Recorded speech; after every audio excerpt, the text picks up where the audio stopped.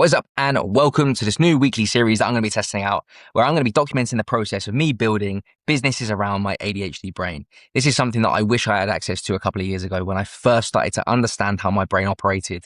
At that point, I'd been in business for 8 years. Everything felt like an uphill battle, and wherever I looked, there was no information online that helped me to get an insight into how people with this brain type actually run their businesses. Anytime I looked online, it was always in relation to, if you have this brain type, how to not lose your keys, or how to maintain a job, or maintain eye contact, or just things that I just didn't resonate with, albeit I do lose my keys every now and then.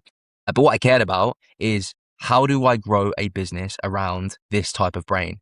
And unfortunately, I had to learn the hard way and go through a plethora of challenges to figure this out. But I've done that hopefully so you guys don't have to. So I'm going to be sharing everything that I learned from my businesses, my clients' businesses, that are 6- and 7-figure businesses that I have the pleasure of working with, and all of the awesome guests that come onto the podcast, which is from, again, people that have exited businesses for 8 figures and experts in the field that I think will be valuable to you guys. So we're going to follow a rough structure for these episodes/videos. We're going to go through wins. So I'm going to give you an understanding as to what I believe is a win, and the biggest win, let's call it, for the week that's just passed.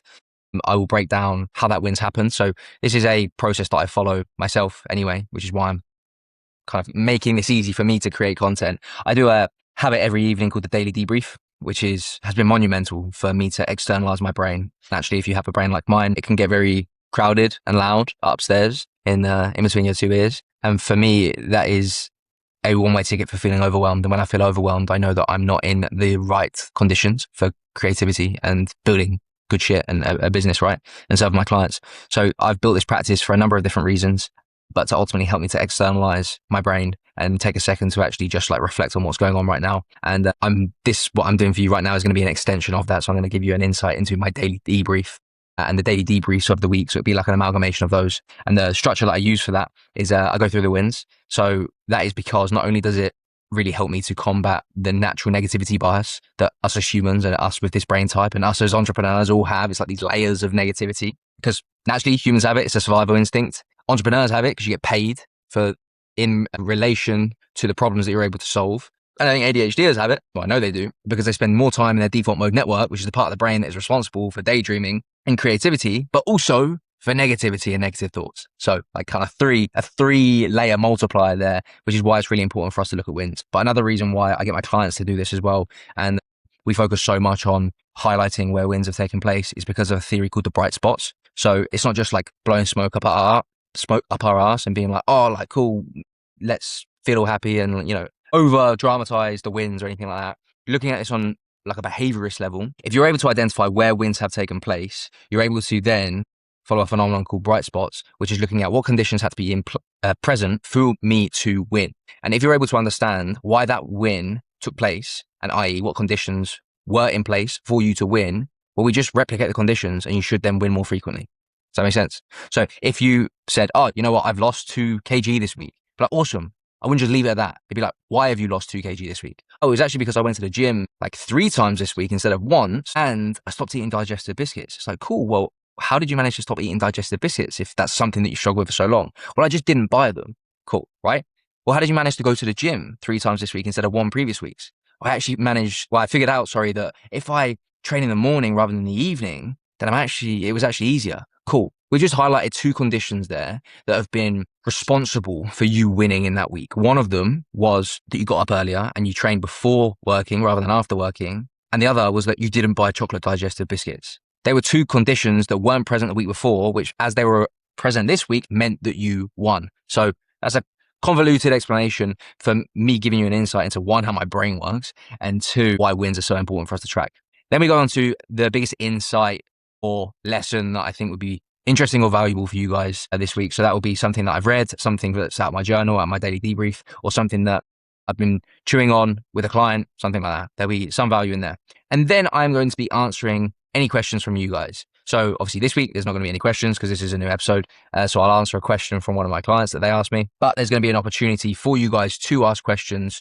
The best place to do this is, if you're watching this on YouTube, comment under these videos and I will go through all of the comments and I'll answer them, assuming that they're all questions. Or if you are connected with me on Instagram, message me on there with a question that you want to get answered on these episodes. And conversely, if you're on my email list. You can email me at jack@thehunterbrain.com and email me your question there. But it's going to be a great opportunity for you guys to get live and free coaching.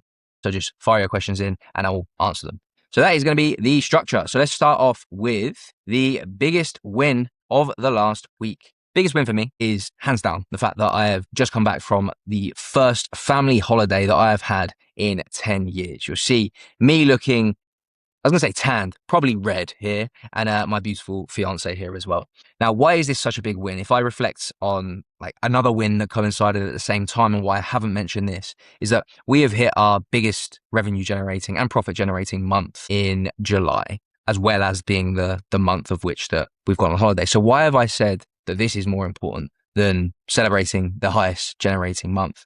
Well, that is because I only earn that money so that I can do these things. I do not get it twisted, and I remind myself of this frequently, is that I am in business to facilitate the life that I want. And I only care about money and I only track money, which I do, because I see it as the resource to facilitate experiences like this, where I'm able to actually now afford to take my family away for the first time in a decade, to pay for the meals while we're out there, to see them happy, to see them go on a holiday that they likely couldn't afford to go on. And that is why I'm in business. And I think this is not a flex or anything like that. This is going to be a transparent and open and honest and vulnerable, whatever you want to call it, video series. But I think it's important for us to often kind of reflect and re-anchor ourselves, reorientate ourselves back to the reason as to why we're in business, which leads us on to the insight, right? On a bit more of a mechanical one. So I've been reading a really good book, actually, called The Goal by Eli Goldratt. I think this was written in the 60s, I believe. So it's a business book that is written in the form of a novel, which doesn't sound like it should work, but it does. It's quite a nice change, actually, from it just being like most business books now are like self-development books, if we're honest. So I'm actually going through a phase, as a little side note, where I'm trying to read books that are source information. A lot of books and content, just in general, that we see and have access to nowadays that's coming out is actually not source content. It is just regurgitated content. So I'm trying to find source content. So, for example, Alex Hormozy talks about the theory of constraints a lot. He is not the creator of the theory of constraints. Eli Goldratt is. So instead of me doing lots of research on Alex Hormozy and his view on the theory of constraints, I'm actually interested now in going back to the source and trying to figure that out. So that's what actually led me to reading this book. And there's quite a few insights that I've got from it, but I'm going to kind of just like dial into one of them today. And there's one that I've been talking about a lot with my clients, and there's a really good reason for it. So if I was to ask you the question of what's the goal of your business, what would your answer be? Because for most people, they would answer something along the lines of impact, purpose, legacy, something along those lines. But the reality is that all of those things are goals. They are just your goals. They are not your business's goals. Now, there is a difference between the two. So I was out on a walk the other day, and I've been listening to this book for a few kind of weeks now, just like on these dribs and drabs on my walks. And this insight just like landed on my head after listening to this. And I came home straight away with a dog, and I got into this office, and I was just slamming away, like writing some notes. And I actually want to just like read them to you. They're very messy. Hopefully there's some utility in this. So it's a mixture of like my own thoughts and what insights there were in this book. So I'll read it now. The goal of any business is to make money. And I find that people often forget this, and they often conflate it with other metrics. They're often not aware that they're doing this. But if you look at what they're optimizing for and they're measuring against, if you look at their behaviors, it'll often be something else. Like I find that if I was a fly on the wall and I was looking at how most of us operate, we would assume that the best and most important metric inside of our business that determines success is how busy we are. And that's not actually true, right? Because when people hear this, like that your business, its one goal is to make money, we're often quite like resistant to the idea. And as I say, many people will often say something like, no, the purpose of my business is to make impact. But that is a human goal. It's not a business goal. The business is a vehicle that cannot make any impact if it does not make money. Because if it doesn't make money, it will not be a business. And I think this is like just critical to understand and for us to re-anchor ourselves to, is that if your business is not making money, it is not a business. It is only a business. You even look at like the legal definition of it. It has to be trading in order to be a business. So if it's not making money, it's just an idea. It's not a business. Now, many of you are money generating, which is great.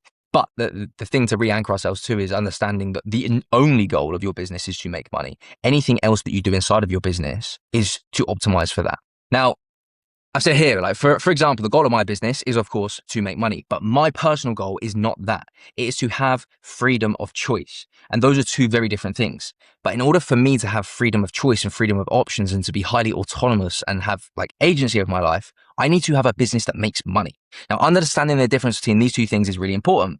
The aim that not many people master is how these two things can be mutually inclusive, right? So they can both coexist. Fulfilling the goal of your business, which is to make money, and the goal of yourself, whatever desire you personally have, is making sure that those two things can coexist at the same time. Because the varying factor then is not the goal of the business. That must maintain being to make money. The varying factor is how you go about doing so.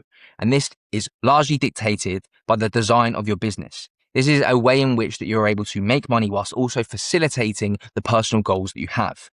Now, I believe that I am now in a place where I've done this pretty well. I've intentionally designed a business that fulfills a blend of my personal curiosities, entrepreneurship, and the brain, whilst also designing it in such a way that I do so remotely, meaning that I have location freedom. Also with the intentional constraints in place that mean I have slower mornings, so I can do my momentum mornings, I can go out on walks, I can read these books, I can have these insights, which lead to creativity and making content for you guys like this. And I also only do delivery on 3 days. So Tuesday, Wednesday, Thursday are the days that I have calls. Monday, Friday, Saturday, Sunday, I will never be on a call. They're constraints that I've intentionally put in place into this business. And I have intentionally designed this business to allow me to do so.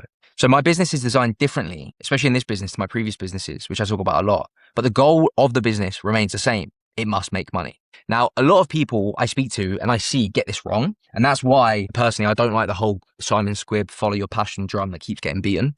Because it forces people to look at the goal of their business as being like the means to make them happy, which is often fleeting anyway, but that's a topic for another conversation, or making them feel purposeful. Now, don't get me wrong, it's good to have, like you definitely don't want to hate what you do, because I have also been there and that led to my previous business, like me shutting down my previous businesses. So yeah, like it's not a bad thing inherently. However, it is not sound business advice. Because if you do not fundamentally understand that the sole goal of your business is to make money, not to make you happy, then you are able to make sure that you are spending your time, your energy, your resources on actions that make sure that they achieve that goal. Because your business should be designed in a way that fulfills you. Right, that's something that I've been like ruminating on recently. And for me, this has been really, really helpful because I often neglected doing things inside of my business because I had resistance to doing them for a number of different reasons. And I would start to like curate my business in a way where I would just be doing things that I found interesting and made me feel like warm and fuzzy inside. And I didn't optimize for the only goal of the business, or even just like prioritize the only goal of the business, which is just making money.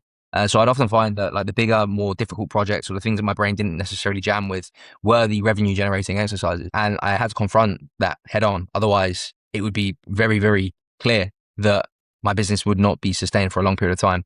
Now, the reason that I raise this is that I've had a few conversations with clients that have recently come on board. And one of the first things that we do inside of the Momentum install is that we audit how they're currently operating, because this gives them a great level of awareness as to why things have potentially not been working up until this point. And it gives me a really good understanding as to why things have not been working up until this point and what potential habits that they can fall back into, so I can call them out on it when they do. And one of the like frequent patterns that I see with people is that they spend a lot of their time behaving in a way that you would not assume that the most important goal of their business is to earn money. And that sounds fucking ridiculous when we say it out loud. However, that is true. And we are irrational beings. So I would highly recommend for you to run a time audit, or like just look back at your previous week. Look at how you have spent your time. Look at the actions that you have prioritized, because it often feels like we've got a million things to do in business and we can't do them all. So how do we prioritize? I can tell you what you value and tell you what you prioritize by looking at how you behave, right?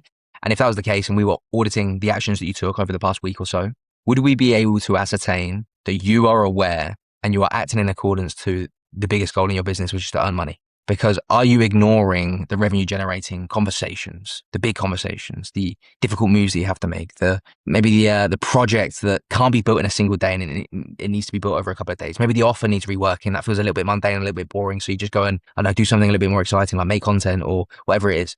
Like, are you tackling the tasks that are directly impacting the revenues being generated in your business? That's something I just want to leave you with.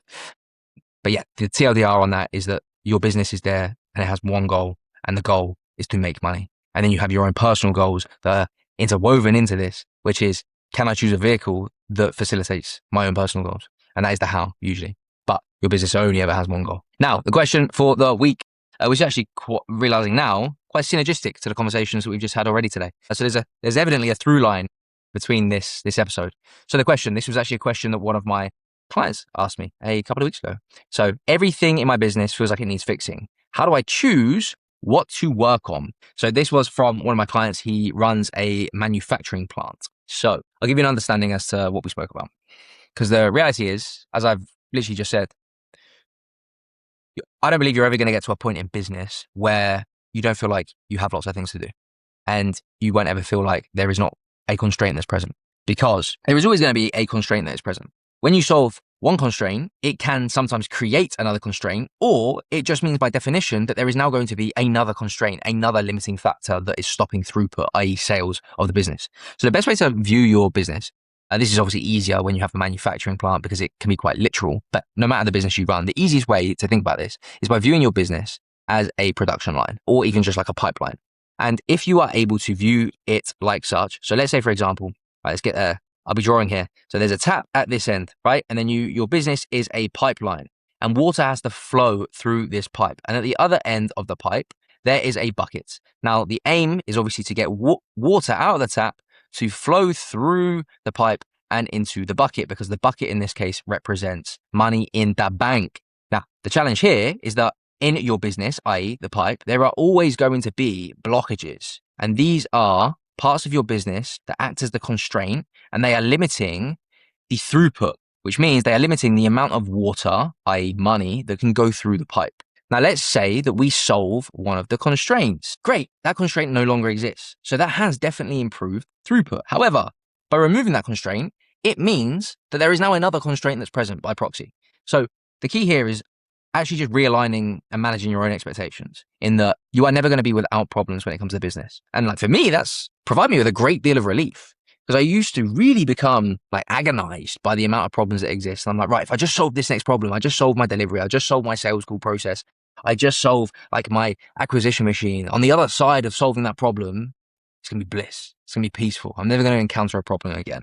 Now, that's not true.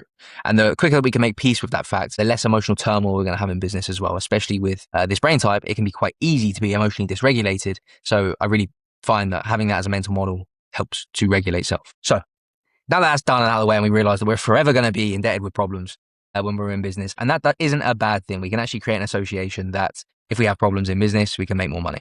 And the more problems that I solve for other people, the more money I make. And the more problems that I solve for myself, the more reinforced and better my business is. I like to view it like a fort. Every time that there is, I don't know, it's been penetrated, I get some, I don't know, engineers or get some carpenters on the fort, they fix it, and the fort is stronger as a result, right? That's how I view my business. So when we are in a place where we see that everything needs fixing, how do I choose what to work on? I asked him one single question, which is, if I gave you 10 clients, 10 orders, 10 customers, whatever language you use today, what would be the first thing that breaks? And for him, he said money. And I was interested as to why that was. And he then told me that it was due to the fact that they didn't have enough visibility of money in their business, i.e. they did not know their numbers. So they would not be able to actually see what is the consequence of us getting more customers in. So that was the first thing that we focused on fixing. And he went from being in a position where everything felt like it was demanding his attention. It felt like there were 10 fires out, 10 fires burning all at once, and he had to somehow miraculously put them all out at once, to just singling out on one fire and realizing that actually this is the only fire that I need to put out this week. And as a result of that, he was able to narrow his field of view, narrow his scope of attention from seeing 10 fires to just seeing one and allowing the others to just burn for now, and where he focuses on the only fire that really matters. And within a week, he was able to get the visibility that he needed. And then, as we say, we solved one constraint in it, ultimately gave us another constraint that we needed to fix. But that's an exercise that I would recommend you take yourself through. Is like, list out all of the things inside of your business that potentially could be worked on. And then that can just give you that initial visibility if needs be. Because sometimes there's something in there that we don't actually see. And by getting into that creative process of figuring out, like writing it all down, we can figure it out. And then it comes to the second half of the equation, which is, well, how do I choose from all of these? And a question that I would recommend you asking yourself is similar to that I asked my client, which is, if I was to get 10 clients, let's say today, or a number that is quite large, but also desirable, what would be the first thing that breaks? And what would be the first thing that breaks can mean like on your end, or also if you have a service-based business, it's like, what's the first thing in the customer journey that would break? So for example, if you have, like myself, a service-based business and someone said that to me, like nothing really on my back end would break. I've got a delivery mechanism that allows me to take on 10 clients tomorrow if I wanted to. But for example, hypothetically, I might go, cool, but my onboarding process is all manual right now. And I don't think I would have the capacity or the time to send or set up 10 people manually. So I'm like, okay, cool. Well, then it's my onboarding process. That's the first thing that someone touches. So if that's the place of which that the system breaks, then that's where my biggest constraint is. And that's where I would then put my time, energy, and resources in making sure that I solve that constraint as quick as possible. And once that's solved, you might find that it's something else further down the line with delivery. But as I said earlier, that's okay. When you solve one constraint, it will often expose another. And that's such as business. So that is the question of the week. If everything needs fixing, how do I choose what to work on? Answer that question. What will break first? And typically what will break first will cause the biggest turmoil.